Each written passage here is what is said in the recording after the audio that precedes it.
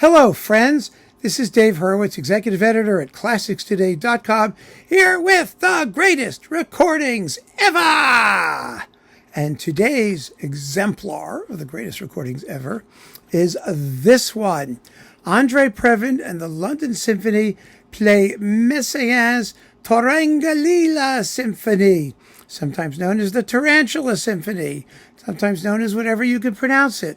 As you know, because Messiaen was a dyed-in-the-wool, heavy-duty Catholic, everything he did was in threes.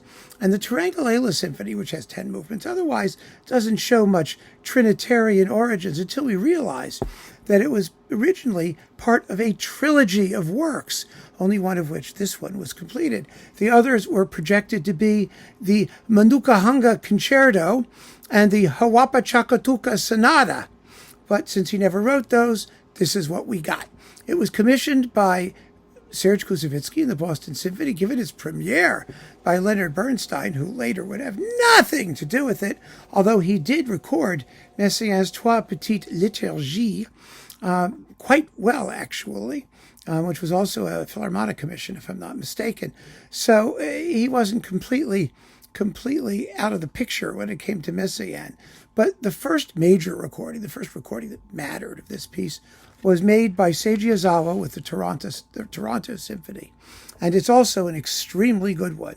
In fact, I might have stuck it in this slot had it not been for the fact that a few years later, well, a good few years later, André Previn and the London Symphony took it on, yes, and made this recording, which was sonically more splendorous, and I think a little bit more sort of orgasmic and orgiastic. I mean, because you see, the thing has a plot, and the plot is Tristan and Isolde, more or less. So there is an orgiastic quality to the music, especially in the fifth movement, The Joy of the Blood of the Stars, and the finale, and of course the Garden of Love's Sleep, which is very sexy. A lot of it's very sexy.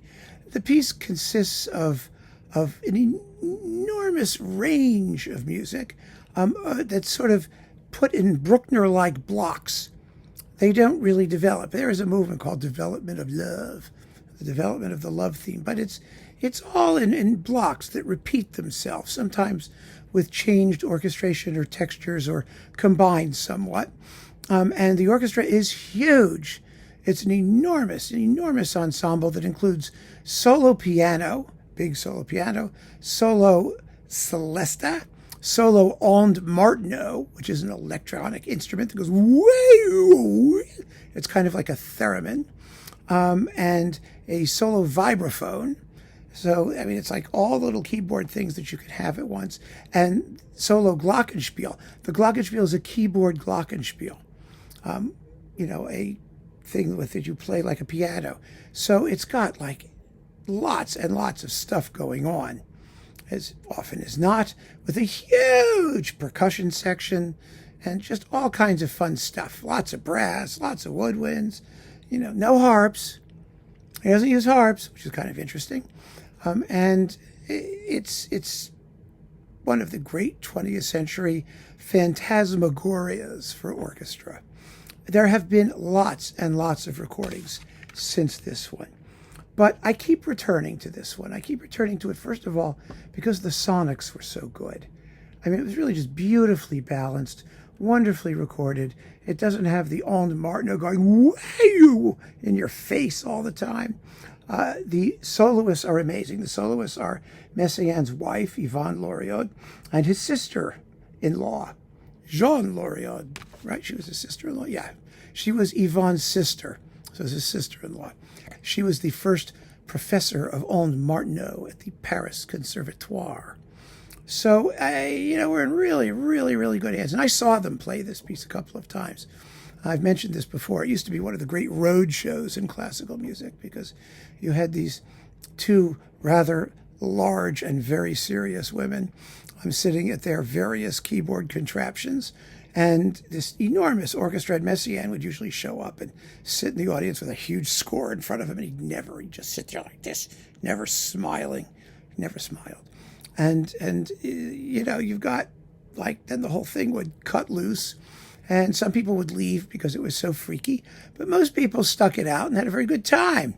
I had a fabulous time, and I have a fabulous time listening to this splendiferous LSO Previn recording. Now, this twofer is actually coupled wonderfully with the Poulenc Concert Champêtre with Simon Preston harpsichord, and the organ concerto with Simon Preston playing the organ by Poulenc, which is wonderful couplings. I mean, they're also very well done. All of this is in the big Warner Previn box, of course. It's a pity that some of these great recordings are not available separately the way they used to be. This may be, I'm sure it's available separately on streaming. You could probably get it that way. But otherwise, you're stuck with having to, look for physical product, probably in some enormous clump of things. But it's so much fun. It's just a great piece of, modern, avant-garde, crazy sonority with what sounds like somewhat tacky golden age Hollywood movie themes for the love music. It's just fabulous. And this performance just, I think, sums it all up so nicely. I might point out, in conclusion, Messiaen did revise the work after this came out a little bit. He lightened some of the orchestration, took out a couple bass drum thwacks, lightened the textures and the joy of the blood of the stars to make the constant repetition perhaps a little easier to take. It makes no difference. It makes no difference which version it has. It's fine either way. And I mean, if you don't know this piece, you really owe it to yourself to hear it because it's so much fun. It really is. So keep on listening, friends. Thanks for joining me.